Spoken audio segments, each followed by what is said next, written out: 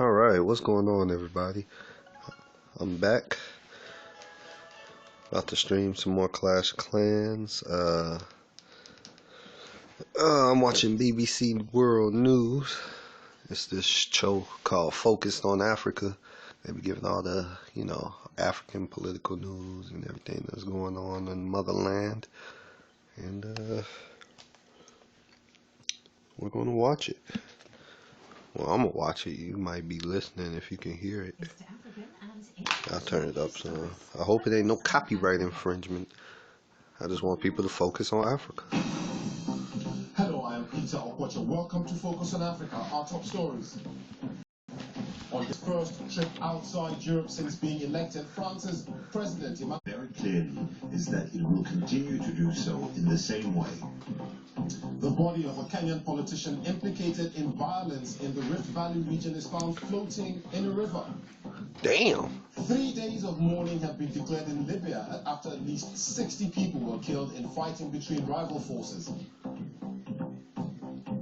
Also on the program, taking Shakespeare to the streets. What happened? Just be quiet. He's born a fifth, and so I was. How acting classes are helping homeless men in Johannesburg turn their lives around and start to make a living. And I got hooked on Shakespeare, and it was an outlet, which was something that made me believe there was more to life. And in sports, here in England, the race for the final 2 places in next season's Champions League reaches its climax on Sunday. Manchester City, Liverpool and Arsenal are all vying for that last spot.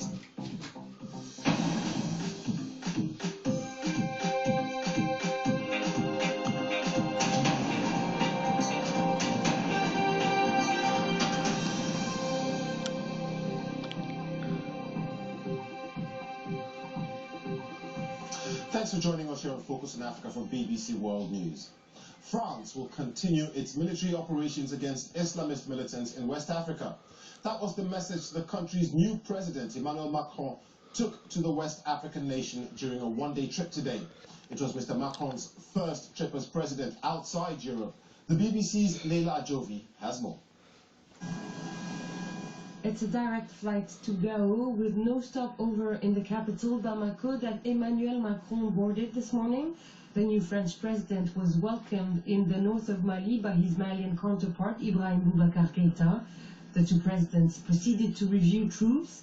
1,700 men are stationed in Gao, in the biggest French military base outside of French territory. Those troops are part of the Barkhane operation, meant to fight terrorism in the Sahel region. Less than a week after he took office, the new French head of state is already showing his role as army chief by reaffirming his country's commitments in the fight against Islamist militants. Vous l'avez rappelé, la France est engagée. You mentioned that France has been engaged at your side from the start, and what I have come here to tell you very clearly is that it will continue to do so in the same way. To do so, Emmanuel Macron announced that he would invite other European countries, Germany in particular, to be more involved in security issues in the Sahel region. France has been engaged in Mali since 2013, when a number of French troops deployed at the moment across the Sahel, not just in northern Mali, but Gao is the main French position, military position now. So, of course, it's significant because Macron has to justify also for the French population right after his election why the operation needs to be continued in the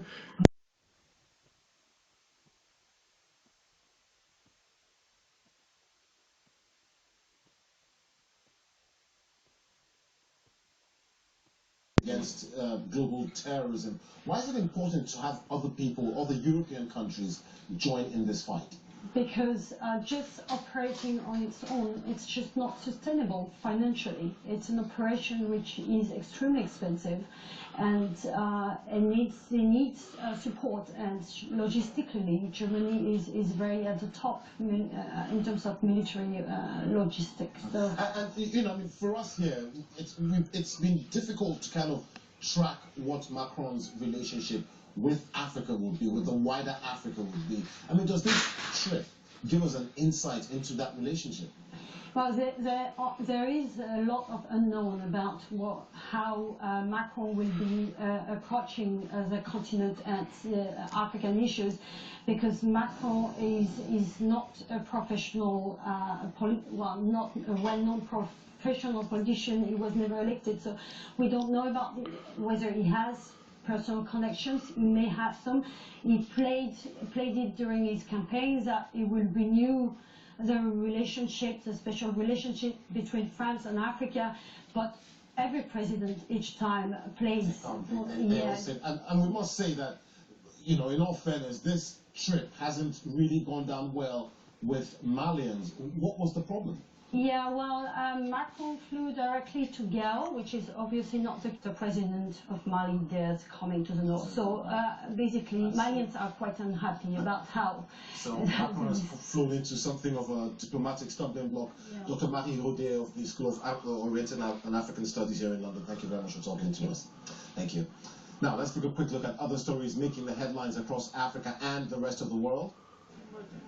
There's been another jailbreak in the Democratic Republic of Congo 2 days after more than 3,000 inmates escaped from the country's jail. This time, about 60 people broke out of the Kasangulu prison. The jail is located in the heartland of the Bududia Congo religious sect, which is accused of carrying out the first jailbreak. Authorities in Uganda say all unregistered telephone SIM cards will be deactivated at midnight tonight. On Thursday, a motion was passed in Parliament to extend the deadline by a year. But the Communications Minister, Frank Tubaweze, said compromises could not be made when it came to matters of security. Italy's first black minister says she feels vindicated after winning a 4-year legal battle against a far-right MEP who made racist slurs against her. A court in Milan ordered Mario Borghezio to pay Congolese-born Cecile Kenge $55,000.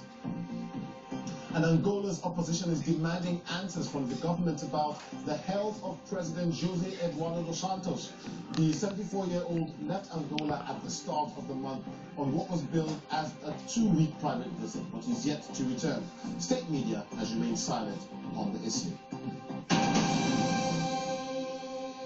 3 days of mourning have been declared in parts of Libya following the deaths of at least 60 people killed in fighting between rival forces in the south of the country. An airbase controlled by Libya's UN-backed government came under heavy attack by an opposing faction known as the Third Force. The BBC's North Africa correspondent Rana Jawad has been monitoring events from Malta and joins me now. Rana, what more do we know about this attack?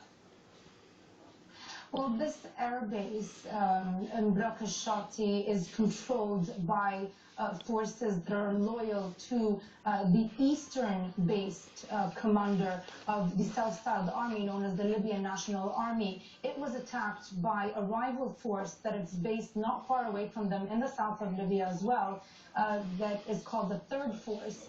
And they are nominally allied to the UN-backed presidency council or government that sits in the capital, Tripoli. Now, we've spoken to the spokesman of that force that launched the attack on Thursday. He admitted or said that it was a surprise attack that they had planned. He said it was in retaliation for the Libyan National Army's or so-called Libyan National Army's attacks on another airbase that they're stationed at. Air raids, as he called them, and he said that they took 15 combatants and also some technicals and ammunition, and then left the base. He also said they sustained no casualties on their side. From the LNA side, we understand that at least 60 people were killed, including soldiers and people, civilians, who were working on that airbase. But the death toll could be higher. We're getting conflicting figures, but for now, all we can confirm is that at least 60 were killed. And Rana, there have been some talks between the various factions in Libya, but how serious are these attacks from last night? It seems all those talks have amounted to nothing. It's seen as a very serious escalation, to be honest. One observer pointed out that if the figures are true, if what happened to the last detail is true, this would be the single, as he put it, worst atrocity since 2012 that we've seen, at least in the battlefields. We're not talking about terrorist attacks and that kind of thing.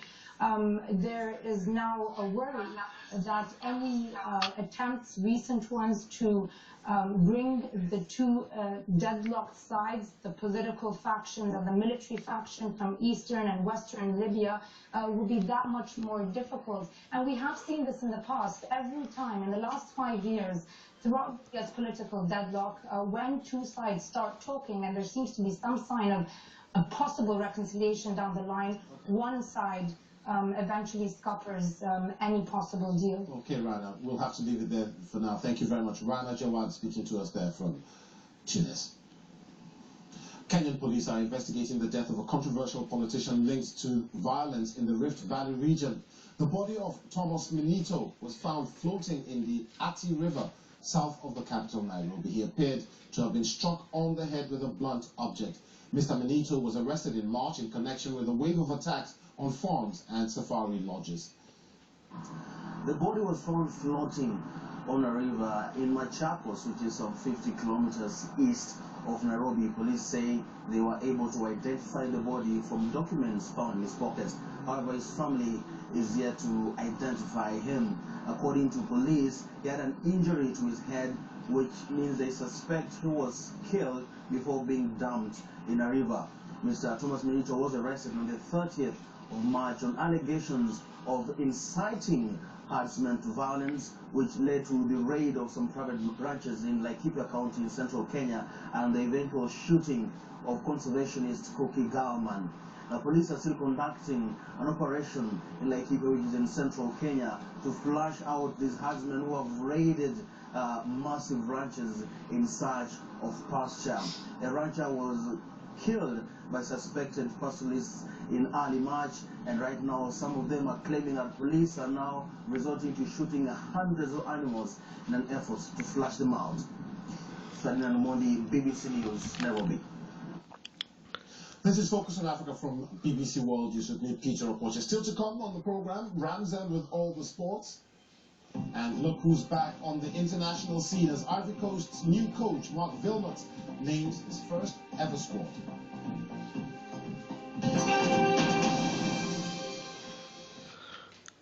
Oh man. Remember here. It's crazy what's going on in Africa, y'all.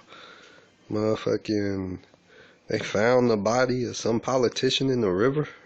Damn. See, shit like that don't happen here in America. Politicians' bodies just don't come up missing and in the river all dead and lifeless and shit. No, that shit crazy. We take a lot of things for advantage over here in the U.S., but hey, it is what it is. It's a whole bunch of shit going on in Africa. Think about that. Motherfucker, they be calling us African Americans. Most Americans have no clue what the fuck is going on in Africa. That's why I'm watching this BBC World News. The Africa. Focused on Africa. I bet you most people that call themselves African Americans can't name 5 African countries. Most of them think Africa is just a big ass country all in of itself. No, Africa is a bunch of countries. It's a bunch of fucked up shit going on over there. Don't nobody get no fuck, but y'all African Americans. Fuck out of here. Let's go back to it. I'm Peter Okoche. The top story this hour. France's new president Emmanuel Macron has visited Mali on his first official trip outside of Europe. He's vowed to continue the fight against Islamist militants in West Africa. Now, for most Tanzanians, health insurance remains a privilege. 7 years ago, a report estimated that less than 10% of the population had health insurance. Now, a young entrepreneur, Lillian McCoy, has invented a mobile phone micro-health insurance product specifically targeting the low-income communities. The BBC's Samia Wami has been finding out how it works. For millions of Tanzanians who live on low incomes, health insurance is a luxury they simply cannot afford. But insurance of many kinds, not just health, I didn't want to is attack not this big in base. Tanzania, nor indeed most of Africa. Most Tanzanians approach paying for healthcare by being members of small cooperatives. They would normally, form groups whereby they contribute some money towards those groups, and whenever the risk happen, like accident or any requirement for medication, normally the money will take care of the event. In Tanzania, insurance tends to be an add-on to other financial products, like bank accounts. But technology is beginning to change the landscape. 2 years ago, mobile phone subscribers here in Tanzania rose by 25%. Now, technology analysts are convinced that mobile phones could indeed be key in changing people's lives in many aspects. And that's where a company called Jamii Insurance has found an opening. With only a basic feature phone, a customer can register for a policy and make payments for premium as low as $1 a month. We are basically a technology company who provides the platform as a solution. But we have an insurance partner, Jubilee Insurance of Tanzania. They're the ones who actually carry the risk and ensures that Jamii subscribers or policy holders get quality medical services from the list of hospitals that we have across the country. So how does it work? A customer calls a designated number which allows her to enter her personal details.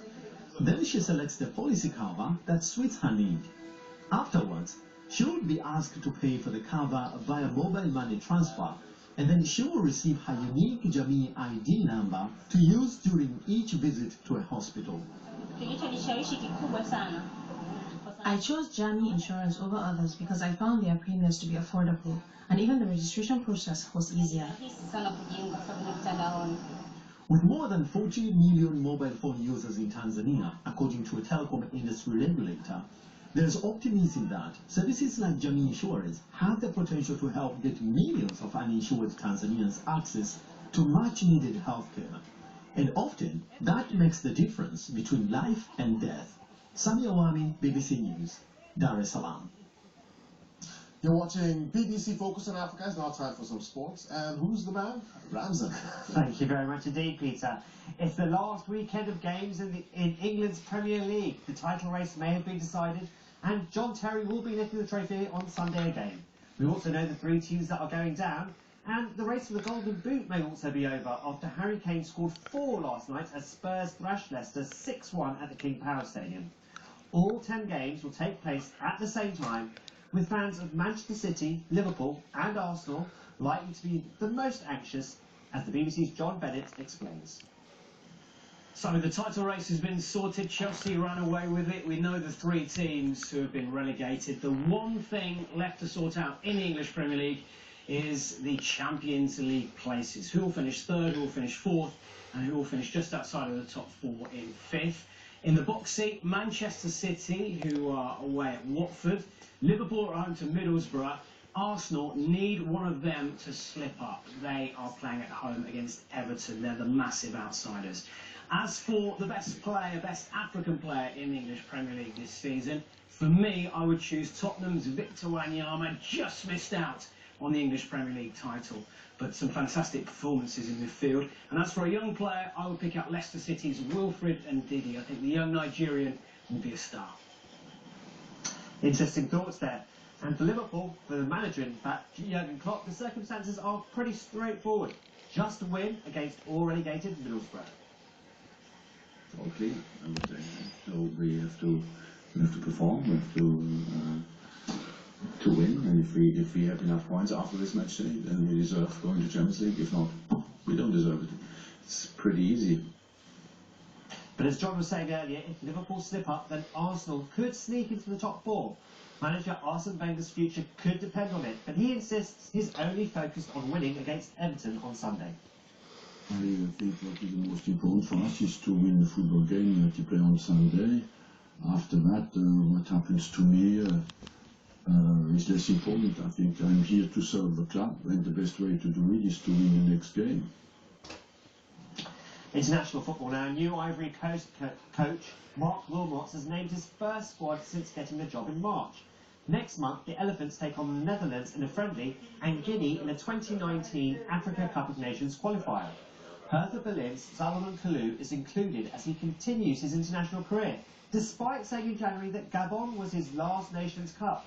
Wilmots has also included 3 of the 4 former France youth internationals he had persuaded to swap allegiance: Jean-Philippe Bamin, Maxwell Cornet and Jeremy Boga. The FIFA Under-20 World Cup kicks off in South Korea on Saturday, with Guinea, Senegal, South Africa and Zambia representing Africa.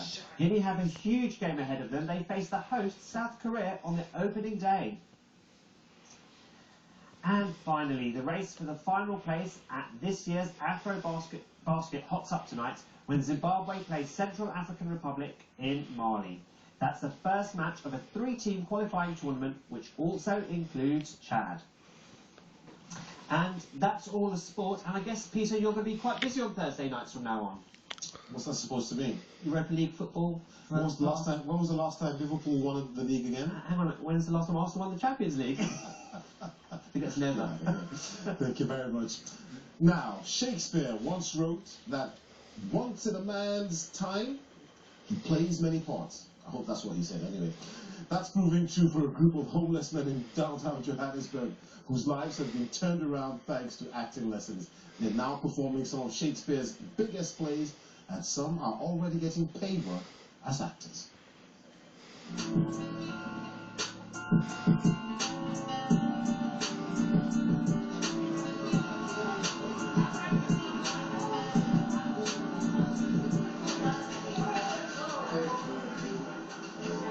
So this is where we stay, Yamandao, we call it the Dark City. But we try to make it a world at least inhabitable, so I started living here in 2011. It was the girl who made me come and stay here, that's how I came here. Lots of the guys that I'm with here, when we're just chilling, we read, we learn about our scripts and help each other. This is my calling, this is what I'm here to do in life. Some people don't really think that people like us can do Shakespeare. So it's a very big surprise when they hear a guy from the street or a guy parking your car just reciting a poem. Yeah. Oh Jesus, bless us, his body. I lost. Damn. Which plainly signified that I should snarl and play the dog.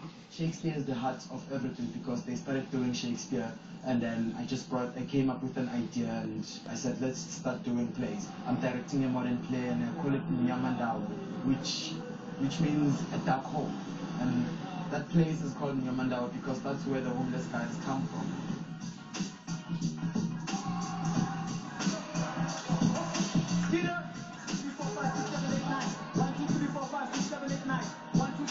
What a piece of work is a man. What the hell? How noble in reason, Somebody joined the...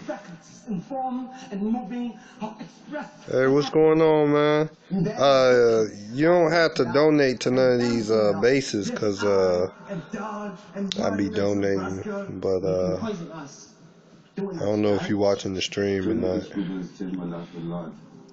Damn near, I don't want nobody in the clan. I forgot to just change it. But I'll leave it open for right now. I don't go to war or nothing like that, so. And I got hooked on Shakespeare, and it was an outlet, it was something that made me believe there was more to life. That Shakespeare quote I was trying to give you earlier on was, one man in his time plays many parts. I do know my Shakespeare. Now, a reminder of our top story. The new French President Emmanuel Macron has said he will continue France's military operations against Islamist militants in West Africa. Thanks a lot for watching Focus on Africa. From me, Peter Opoche, and the rest of the team. Have a great weekend. Goodbye.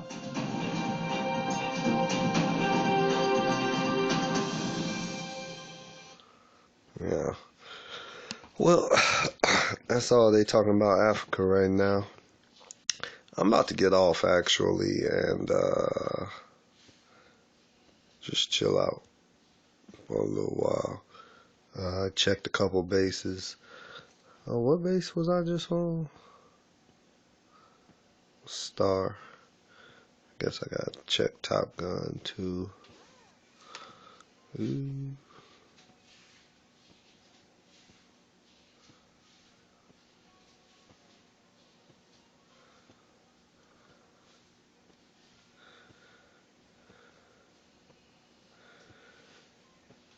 Do.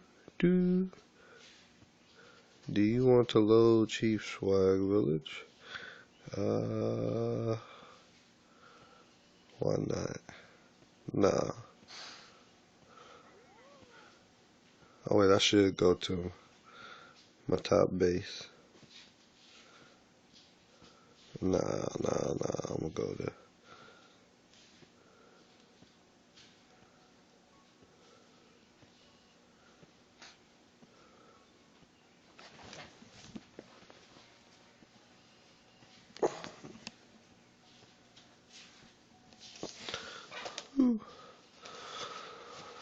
Alright. Yeah, I guess I'll check one more base.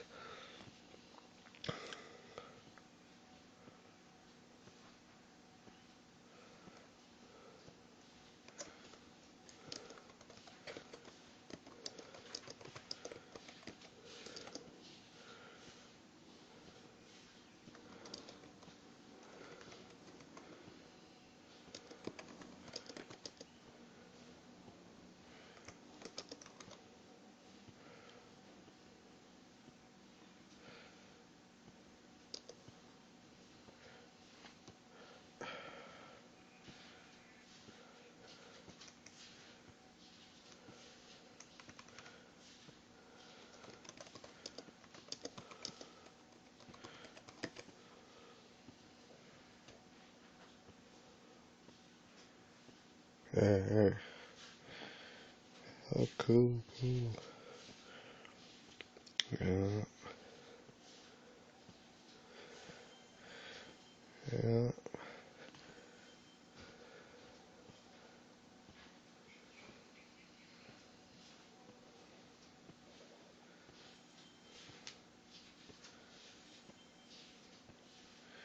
Alright.